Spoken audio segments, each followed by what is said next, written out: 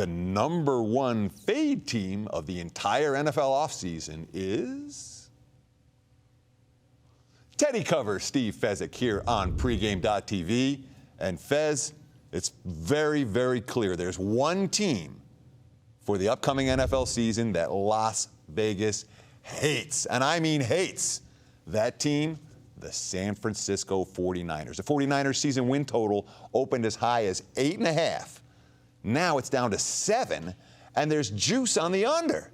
Yeah, and this really is the falling knife you do not want to reach out and try to grab, because it will go right through you on its way to 6.5 or 6 even. Bottom line is, hey, you lost all your coaches. You only have 2 of your coaches back from the Super Bowl team of 2 years ago. And so many players have left this team, and you've got 24 and 25-year-old guys retiring. And Teddy, I know you are a season win specialist, as am I. You've had great success, 10-1-1 on your best bets, spotting the stuff early. Talk to me about that. Sure. It's really important to talk about these season win numbers, and particularly how important it is to get down early on these bets, because as Fezzik mentioned, once the markets start to move on these teams, it doesn't stop. Last year, the #1 fade team in the NFL in the offseason was the Carolina Panthers.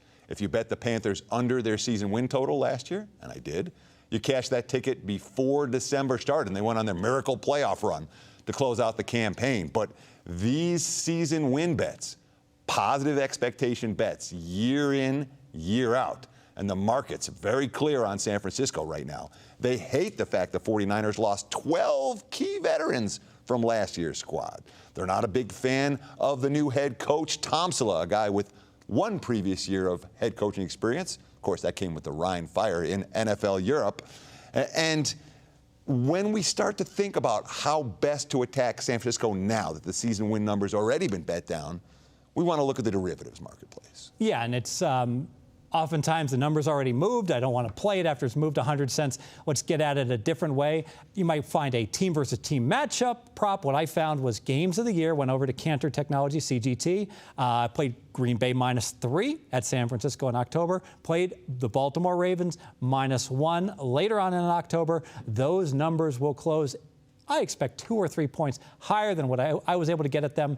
Absolutely shop around, get the derivative market. Now, here's my question for you, because certainly there's ample reason to think that San Francisco is going to take a major step back this year. But the markets are seeing it.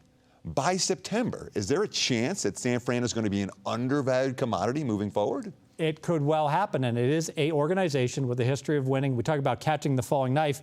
You don't want to catch the falling knife. You put it out there. But at some point, when San Fran hits 6 wins, I think you can invest and look to go over 6 wins, hopefully not having severed any arteries. No severed arteries here on pregame.tv. Fez says 49ers are the #1 fade team, and certainly from a Las Vegas perspective, that has been very, very true this offseason.